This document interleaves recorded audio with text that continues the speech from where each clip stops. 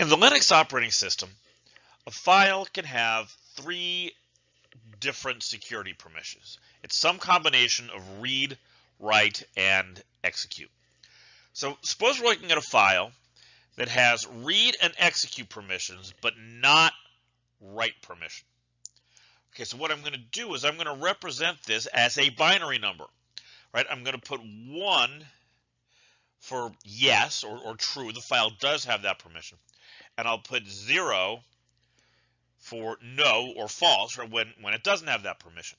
Now, if we think of this as a binary number, 3-digit binary number, then read and execute, but not write, would be represented by the decimal number 5. All right, so for practice, right, assume we had a file that had all three permissions, read, write, and execute.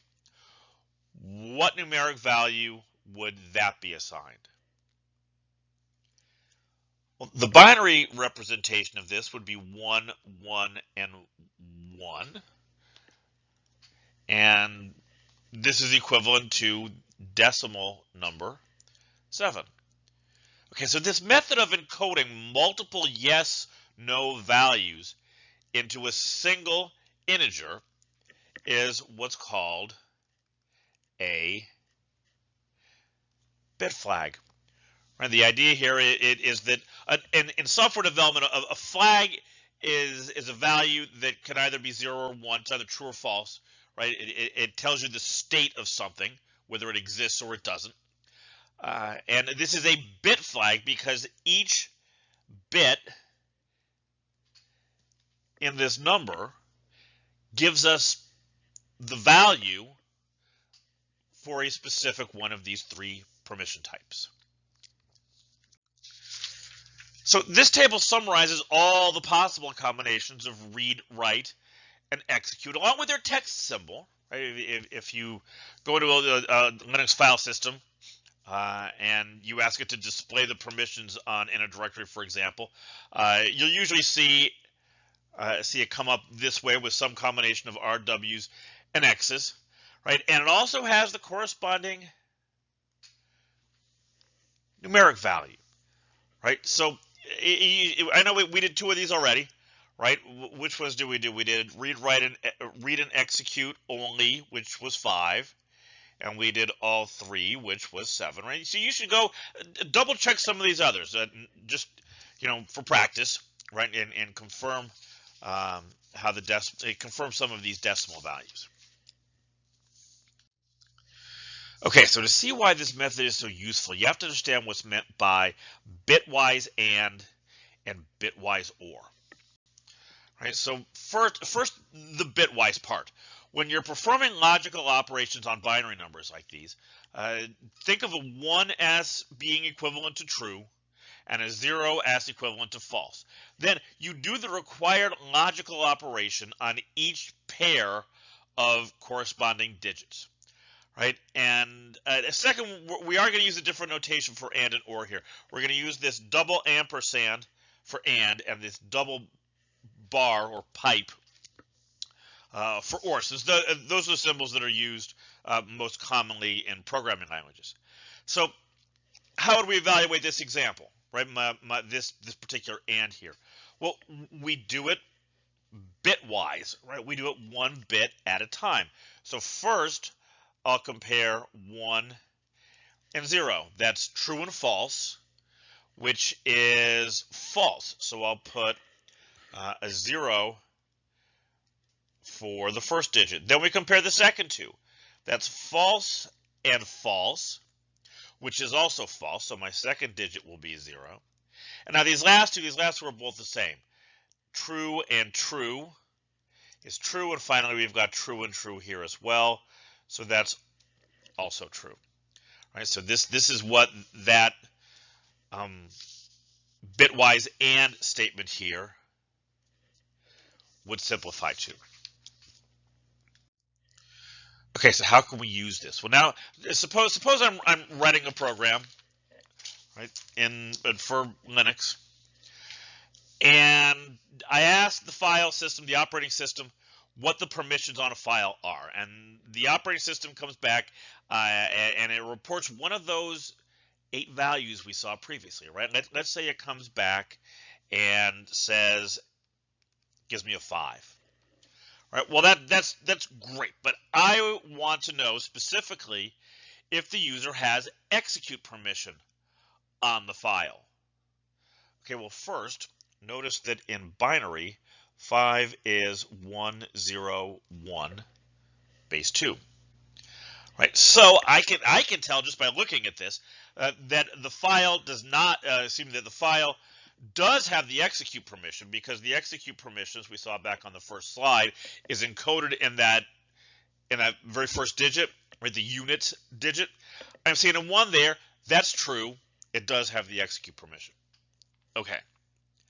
How would a computer evaluate this?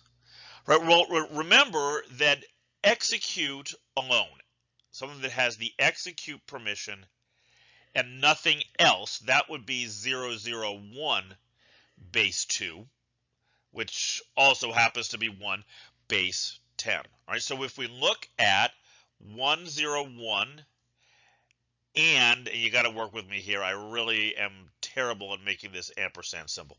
But there's 2, oh, that's even worse. Sorry. There we go, something like that. If I do this, what do we get? Well, again, bitwise, right? Start with the 1 and the 0. That's true and false, which is false. Then I have false and false, and then I have true and true, right? So look at what that came out to, right? That came out to the bitwise equivalent of execute. So my conclusion here would be yes, it does have this permission. Okay, now programmatically, we can do this even more simply. And we're going to talk a bit about writing what's called pseudocode in the next lecture. Different languages may write this somewhat differently.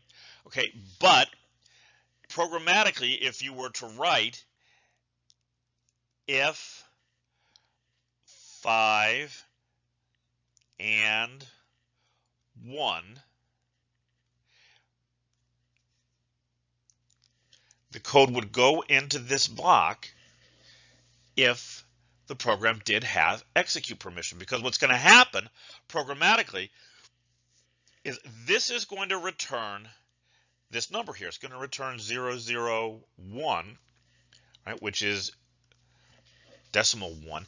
And the way I always hate to say all, because obviously I don't know all programming languages, but the way many programming languages would interpret this is if that evaluates to 0, it's false. If it evaluates to anything else, it's true. Okay, so since this did not come back to false, it's going to evaluate to true, and the program is going to say, okay, good, yeah, they do have that execute permission, and I can go on and execute the file or do whatever it is I plan to do with it. Right? Another way you could do this, and we'll see some more of this in the exercises if you're following along on the website. You could say if 5 and 1 equals 1, then execute. Those will get the same result, right? And you'll see where we're going to use this in some examples in the exercises to test for different kinds of conditions. Okay, so why do we use this, right? Why do we use this? Well, there's a few reasons, right? There are some advantages and some disadvantages. First, it's very efficient in terms of storage, right? I'm saving this information as really relatively small integers, right? And that's a very efficient size variable for storage. It's also very efficient in speed. These bitwise comparisons are one of the fastest things a computer can do, right? So it's good for speed. And it's easily extensible, right? If you're trying to do where you have a read variable and a write variable and an execute variable, okay, now you got to add a new variable. if you want to expand this, if you want to add a fourth type of permission. Well, with these bitwise things, the fourth digit in the number, which you weren't using previously, just becomes the storage space for that new value. So it's extensible in the sense that if you need to add on, if you need to add more things that you're interested in than just read, write, and execute, it's very easy to do. Okay, and there is a downside to this. It's not the most readable thing in the world. I mean, if I were just to throw, the number 3 out there, okay, well, what does that actually mean? Right? What permissions would that file have? You have to know the order. You have to know read is first, write is second, execute is third, or the other, or whatever the order is.